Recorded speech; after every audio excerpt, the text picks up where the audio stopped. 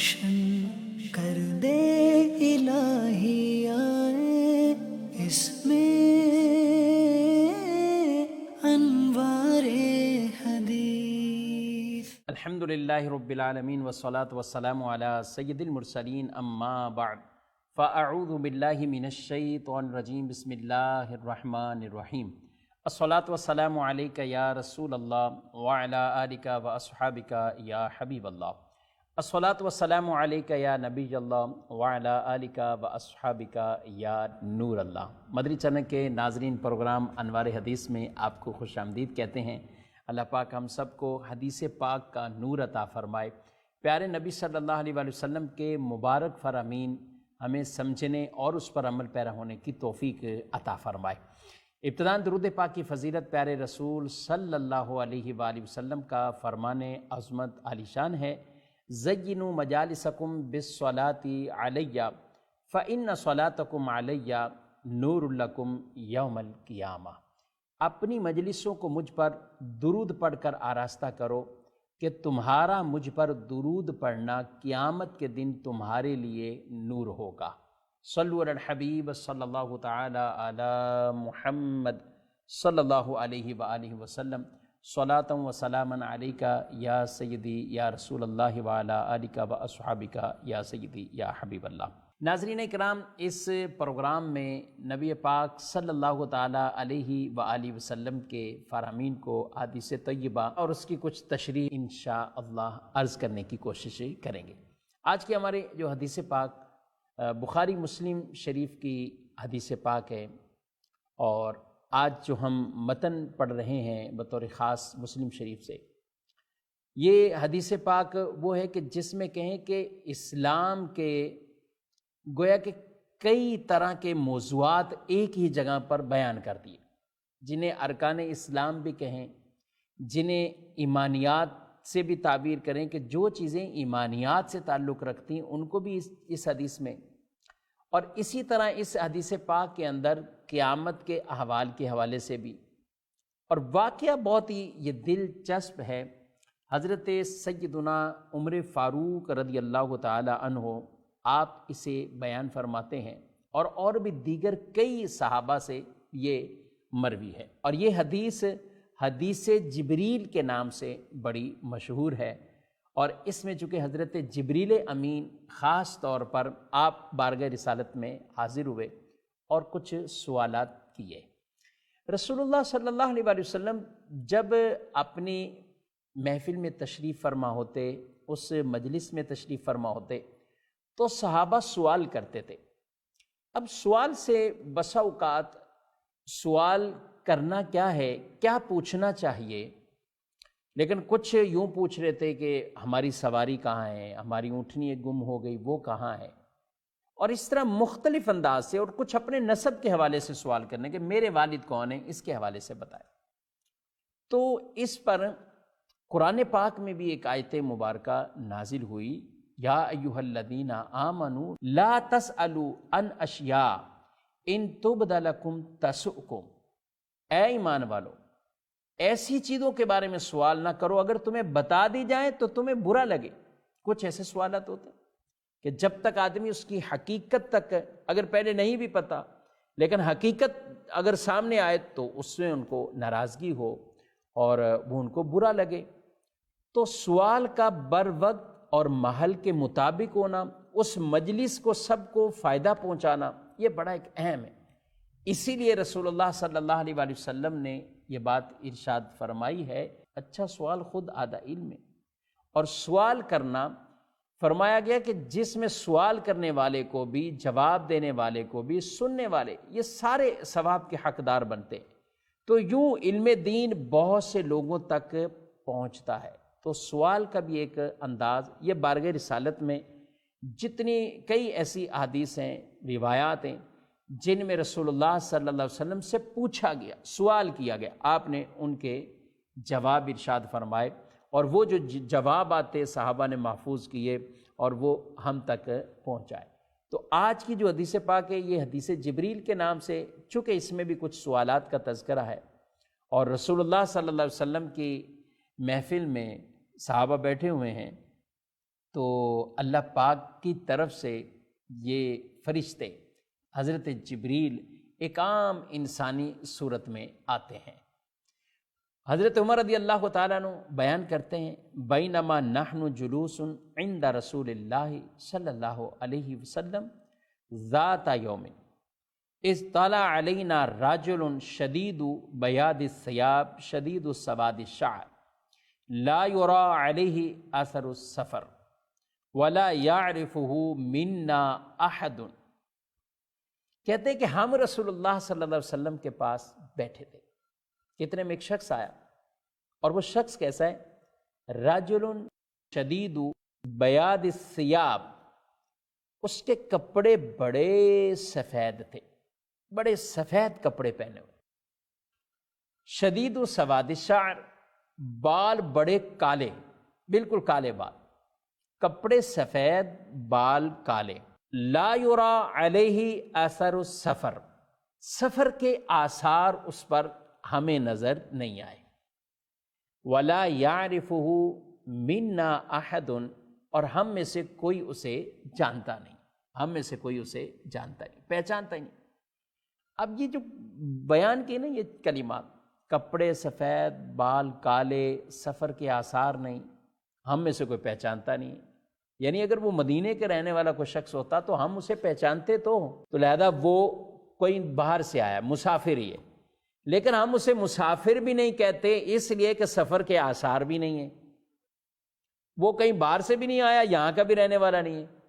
اچھا اس زمانے میں جو سفر ہوتا تھا ہم سواریوں پہ، کھچر پر، گدھے پر، اونٹ پر، ان پہ ہوتا تھا، تو ظاہر ہے اس کے کپڑے تو محفوظ نہیں رہتے، سفید کپڑے بھی اس کے وہ مٹیالے ہو جاتے، مٹی والے ہو جاتے، گرد لگتی، لیکن وہ کہہ رہے ہیں کہ ان کے اوپر کوئی گرد نہیں، کچھ نہیں، کپڑے صاف شفاف سفید، بال کالے، سفر کے آثار نہیں، پہچان میں آ نہیں رہے۔ اب یہ شخص یعنی اچانک کون آ گیا؟ یہ کہتے ہیں کہ حتی جلس الی النبی صلی اللہ علیہ وسلم، یہ شخص چلتا چلتا یہاں تک کہ حضور علیہ السلام کے پاس بیٹھ جاتا ہے، فَأَسْنَدَ رُكْبَتَيْهِ إِلَى رُكْبَتَيْهِ وَوَضَعَ كَفَّيْهِ عَلَى فَخِذَيْهِ، کہا کہ یہ پاس بیٹھے تو انہوں نے کیا کیا کہ اپنے گھٹنوں کو رسول اللہ صلی اللہ علیہ وسلم کے گھٹنوں کے ساتھ ملا دیا، اور اپنی ہتھیلیوں کو اپنی رانوں پر رکھ لیا، اپنی ہتھیلیوں کو اپنی رانوں پر رکھ لیا، اپنے گھٹنے رسول اللہ صلی اللہ علیہ وآلہ وسلم کے گھٹنوں کے ساتھ ملا دیے، یعنی جیسے اب اتحیات میں بیٹھتے ہیں تو یوں یہ بیٹھ گئے۔ اب کیا ہوا کہ اگر بیٹھے ہیں تو بس انہوں نے سوالات کرنا شروع کر دیا، وقال یا محمد صلی اللہ علیہ وسلم اخبرنی عن الاسلام، اے محمد صلی اللہ علیہ وآلہ وسلم، یا رسول اللہ آپ ہمیں اسلام کے بارے میں خبر دیجئے، اسلام کسے کہتے ہیں اس کے بارے میں آپ خبر دیجئے۔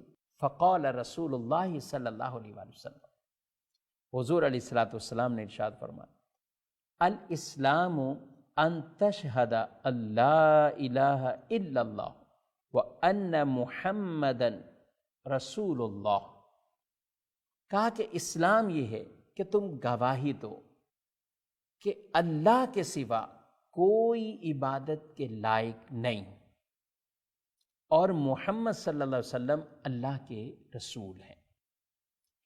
آگے کہا وَتُقِيمَ الصَّلَاةَ، اور تم نماز قائم کرو، وَتُؤْتِيَ الزَّكَاةَ، اور تم زکوٰۃ کو ادا کرو، وَتَصُومَ رمضان، اور رمضان کے روزے رکھو، وَتَحُجَّ الْبَيْتَ إِنِ اسْتَطَاعَ إِلَيْهِ سَبِيلًا، اور حج بیت اللہ کرو اگر تمہیں وہاں تک پہنچنے کی طاقت ہے۔ یعنی اسلام کے جواب میں آپ صلی اللہ علیہ وسلم نے جن چیزوں کو، پہلی چیز گواہی، ایمان، اس کے بارے میں کہا، دوسری چیز آپ صلی اللہ علیہ وآلہ وسلم نے کہ یعنی سب سے پہلا مقدم ایمان، اگر اللہ اور اس کے رسول صلی اللہ علیہ وآلہ وسلم ان پر ایمان نہیں تو پھر کچھ بھی نہیں، سب سے مقدم ایمانیات کہ تم گواہی دو، پھر نماز، پھر زکوٰۃ، روزہ اور حج بیت اللہ،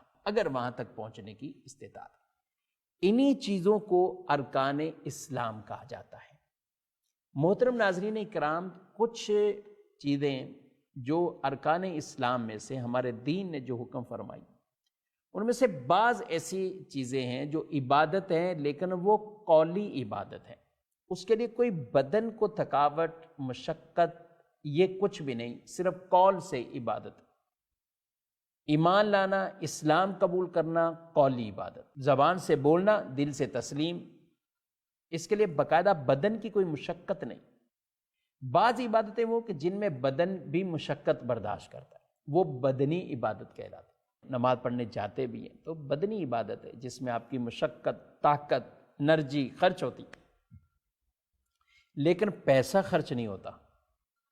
آگے بڑھتے ہیں تو زکوٰۃ ہے۔ زکوٰۃ وہ ہے جو مالی عبادت ہے کہ جس میں آپ کا مال خرچ ہوتا ہے، لیکن اس میں کوئی بدن کی عبادت نہیں ہے، اس میں کوئی اور ایسی شے نہیں ہے، تو یہاں پہ زکوٰۃ بھی فرمایا گیا۔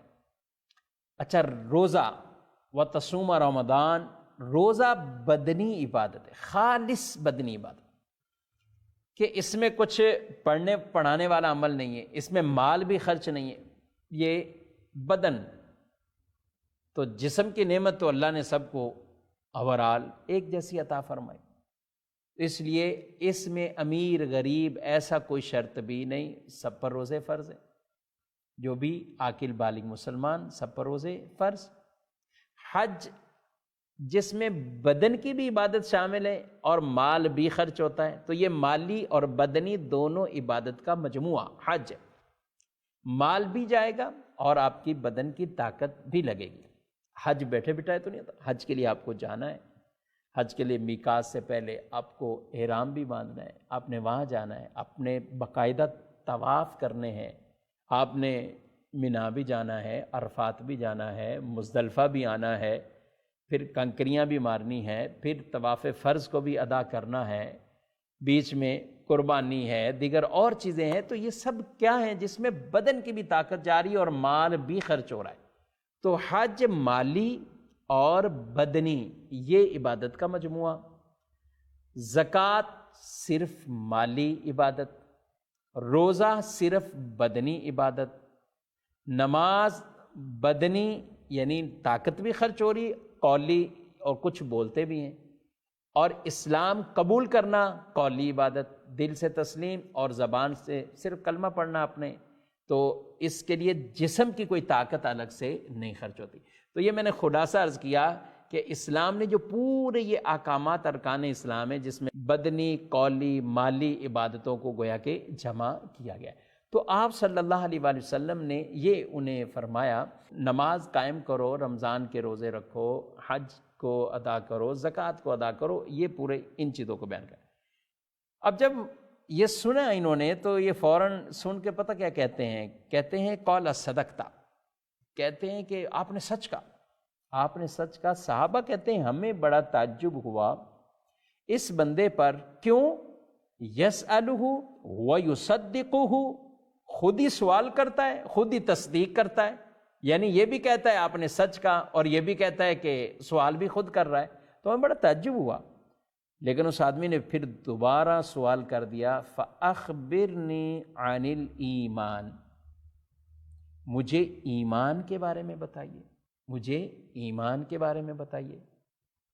تو رسول مکرم صلی اللہ علیہ وآلہ وسلم نے ایمان کے بارے میں کہا، ان تؤمن باللہ وملائکتہ وکتبہ ورسلہ والیوم الآخر وتؤمن بالقدر خیرہ وشرہ۔ فرمایا کہ ایمان یہ کہ تو ایمان لائے اللہ پر اور اس کے فرشتوں پر اور اس کی کتابوں پر اور اس کے رسولوں پر اور آخرت کے دن پر اور تقدیر کے خیر اور شر ہونے پر تمہارا ایمان ہو۔ تو یہاں پر ایمانیات والی چیزیں، یہاں میں ایک فرق عرض کرتا چلوں کہ دو سوال ہیں، اسلام کیا ہے؟ تو آپ نے شہادت گواہی اور آگے نماز، زکوٰۃ، روزہ، حج، ان کا تذکرہ فرمایا۔ لیکن جب ایمان کا سوال ہوا تو آپ صلی اللہ علیہ وسلم نے اللہ پر ایمان، فرشتوں پر ایمان، رسولوں پر ایمان، کتابوں پر ایمان، آخرت کے دن پر ایمان، تقدیر کے خیر اور شر ہونے پر ایمان، ان سب چیزوں کا تذکرہ کیا۔ ہمارے علماء نے یہاں ایک بحث کی ہے کہ کیا اسلام اور ایمان دونوں الگ الگ ہیں یا ایک ہی ہیں؟ تو ارشاد فرمایا کہ اسلام اور ایمان یہ دونوں کوئی الگ چیزیں نہیں ہیں، اس لیے مسلمان اور مومن یہ بھی کوئی الگ الگ نہیں ہے۔ جو مسلمان ہے وہ مومن ہے، جو مومن ہے وہ مسلمان ہے۔ یہاں پر ایک اعتبار سے فرق یہ بھی بیان کیا گیا کہ اسلام اس کا تعلق اعمال سے، سر تسلیم خم کر دینا، اس لیے آپ صلی اللہ علیہ وسلم نے اسلام کے جواب میں جن چیزوں کا ذکر کیا ان میں نماز بھی ہے، روزہ بھی ہے، زکوٰۃ بھی ہے، حج بھی ہے، تو یہ چیزیں کیا عمل سے تعلق رکھتی۔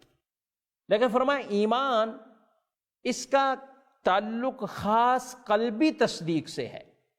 ایمان یعنی دل سے ان چیزوں کو ماننا، تصدیق کرنا۔ تو فرمایا اس لیے یہاں پر جو تذکرہ ہوا وہ عمل کا نہیں ہوا بلکہ عقائد کا ہوا، نظریات کا ہوا، کہ تمہارا اللہ پر ایمان ہو، یعنی دل سے تم یہ مانو، تصدیق۔ تو ایمان کسے کہتے ہیں؟ تصدیق قلبی، اور اس کے ساتھ اقرار باللسان، یعنی زبان سے اس کا اقرار کر لینا، اور باہر صورت تصدیق قلب ہونا یہ ضروری ہے۔ جو شخص زبان سے تو مومن ہونے کا اعلان کرے، زبان سے اپنے اسلام کا اعلان کرے، مگر اس کا دل ساتھ نہیں ہے، یعنی دل سے وہ نہیں مانتا، تو وہ منافق کی کیٹیگری میں آتا ہے۔ اسے نفاق کہتے ہیں، اور یہ نفاق حقیقی کہلاتا ہے، یعنی اصلی نفاق کہ جس کے اندر آدمی عقائد کے اندر زبان سے کچھ کہتا ہو لیکن دل اس کا ساتھ نہیں، تو یہ منافق کہلاتا ہے۔ اس زمانے میں منافقین جو تھے، اور سورہ منافقون قرآن پاک میں موجود ہے، زبان سے وہ بھی کہتے تھے کہ آپ اللہ کے رسول ہیں۔ اذا جاءک المنافقون قالوا نشهد انک لرسول اللہ واللہ یعلم انک لرسول واللہ یشہد ان المنافقین لکاذبون۔ اللہ فرماتا ہے منافق جب آپ کے پاس آتے ہیں تو کہتے ہیں ہم گواہی دیتے ہیں آپ اللہ کے رسول ہیں، اور اللہ یہ فرماتا ہے کہ منافق جھوٹے ہیں۔ وہ جھوٹے کیسے؟ حالانکہ بات تو انہوں نے وہ ٹھیک کی تھی، لیکن وہ ٹھیک بات زبان سے کرتے تھے، دل ان کا ساتھ نہیں تھا۔ اور کسی بھی معاملے میں زبان آپ کی کچھ اور کہ دل آپ کا کچھ اور، تو یہ نفاق، اور ایک نفاق فی العقیدہ، ایک نفاق فی العمل ہوتا ہے۔ عمل میں اور بھی کئی منافقین جنہیں شمار کیا گیا، وعدے کے خلاف کرنے والے، گالی بکنے والے، لڑائی جھگڑے میں گالیاں بکنے والے، امانتوں میں خیانت کرنے والے، یہ نفاق ہے، نفاق عملی نے کہا گیا، اور منافق کہا گیا اس شخص کو۔ لیکن ایک وہ عقیدے کے اعتبار سے کہ جس کے عقیدے کے اندر ایسی چیزیں آ جائیں کہ زبان کچھ اور دل میں وہ عقیدہ نہ ہو، تو وہ منافق حقیقی کہلاتا ہے۔ تو یہاں پر ایمان اور اسلام ان دونوں کی تشریحات کو بیان فرما دیا گیا، اور بعض علماء نے یہ بھی فرمایا کہ ان میں وہ تو فرق نہیں ہے، البتہ اس اعتبار سے فرق ہے کہ اسلام میں عمل کا چونکہ تذکرہ ہے، تو ایک خلاصہ کرتے ہوئے بڑے خوبصورت جملے میں کہہ دیتے ہیں، ایمان اور مومن وہ جو اللہ کو مانتا ہے، اور اسلام اور مسلمان وہ جو اللہ کی مانتا ہے۔ مطلب عمل کے اعتبار سے یہاں پہ تھوڑی سی اس کی تعبیر کر دی، باقی حقیقی طور پر اسلام اور ایمان ان دونوں میں کوئی کسی طرح کا فرق نہیں ہے۔ ایمان دل کی تصدیق قلبی کے ساتھ، اللہ پر ایمان کہ اللہ وحدہ لا شریک ہے، اس کے سوا کوئی عبادت کا لائق نہیں، وہ ازلی ہے، وہ ابدی ہے۔ رب تبارک و تعالی جہتوں سے، اعضاء سے، جسم سے، جسمانیات سے، ان سے پاک ہے، منزہ ہے، مبرہ ہے۔ اللہ رب العالمین وہ باریک سی باریک چیز کو اور ہلکی سی ہلکی آواز کو سنتا بھی ہے، دیکھتا بھی ہے۔ جس چیز کو دیکھنے سے دوربین بھی جواب دے جائے، رب تبارک و تعالیٰ اس کو بھی دیکھتا ہے، اور ایسی ہلکی سی ہلکی آواز کو بھی سنتا ہے، لیکن اللہ پاک دیکھنے میں آنکھ کا محتاج نہیں، وہ آنکھ سے پاک، وہ کان کا محتاج نہیں سننے میں، وہ کانوں سے پاک۔ میں اور آپ محتاج ہیں ان اعضاء کے، اللہ ان چیزوں سے پاک ہے۔ تو اپنے رب کے بارے میں کہ رب تبارک و تعالی کے حوالے سے کہ وہ حی ہے، وہ قیوم ہے، وہ سمیع ہے، وہ بصیر ہے، وہ قادر ہے، سارے نبی، سارے اولیاء، ساری مخلوق اللہ کے بارگاہ کے محتاج ہے، رب کسی کا محتاج نہیں۔ البتہ اللہ نے ہی جن کو نوازا، اپنے اللہ نے فرشتوں کو طاقتیں عطا فرمائی، اپنے پیغمبروں کو طاقتیں عطا فرمائی۔ حضرت عیسیٰ علیہ السلام نبینوں پر ہاتھ پھیرتے تو وہ آنکھیں ان کو آ جاتی، یعنی نور آ جاتا، نظر آ جاتا۔ وہ کوڑی کے مرض والے پر ہاتھ پھیرتے ہیں تو وہ برس کے مرض والا، کوڑی کے مرض والا، انہیں بھی شفا مل جاتی تھی۔ حضرت عیسیٰ علیہ السلام کو اللہ پاک نے یہ معجزات رب کی عطا سے وہ یہ کرتے تھے، مردے زندہ کرتے تھے، پرندہ بنا ہوا مٹی کا اور اس میں پھونکتے تھے تو وہ باقاعدہ اڑنے لگ جاتا تھا۔ یہ کیسے؟ بِإِذْنِ اللہ، اللہ کی اذن سے۔ تو اللہ پر ایمان، اللہ کے فرشتوں پر ایمان، اس طرح اللہ کے رسولوں پر ایمان، کہ اللہ کے جتنے بھی انبیاء کرام علیہ السلام، ان کی تعداد متعین کرنا یہ جائز نہیں ہے کہ خاص متعین تعداد بیان کرنا، روایات مختلف ہیں۔ ہمارے علماء کے اسی لیے فرماتے ہیں جب بھی بیان کرو تو 1,24,000 کم و بیش، 1,24,000 کم و بیش یہ پیغمبر، یہ نبی ہیں۔ ان میں سے پھر آگے کچھ رسول بھی ہیں کہ جن کی تعداد 313 اور 315 اور 20 مختلف اقوال بیان کیے، وہ رسول ہیں۔ ہر رسول نبی ضرور ہے، مگر ہر نبی رسول بھی ہو یہ ضروری نہیں۔ جسے اللہ نے رسول بنایا ہے اسے رسالت بھی دی ہے، نبوت بھی عطا فرمائی، اور ہر نبی وہ رسول ہو یہ ضروری نہیں۔ تو اس لیے انبیاء کرام کی تعداد وہ بہت ہے، رسول کی تعداد وہ بہت تھوڑی بیان کی گئی ہے۔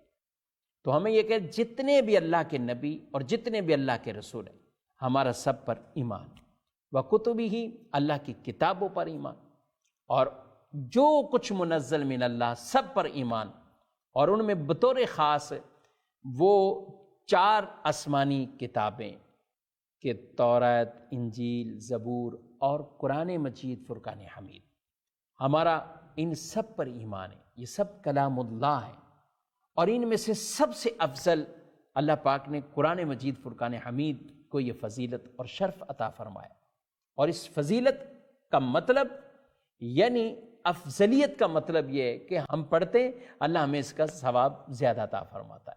باقی کلام تو وہ اللہ کے ہیں، اس میں سب برابر ہے۔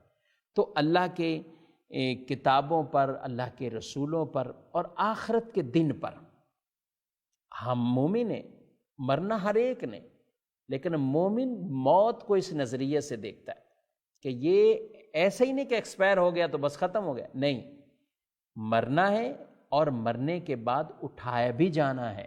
آخرت کے دن، قیامت کا دن قائم ہوگا، وہاں اپنے ان اعمال کا جواب دینا ہوگا۔ تو اس آخرت کے دن پر ہمارا ایمان ہے، اس آخرت کے دن پر ہمارا ایمان ہے، اور تقدیر کے خیر اور شر ہونے پر جو کچھ ہے وہ من جانب اللہ ہے، وہ اللہ کی طرف سے۔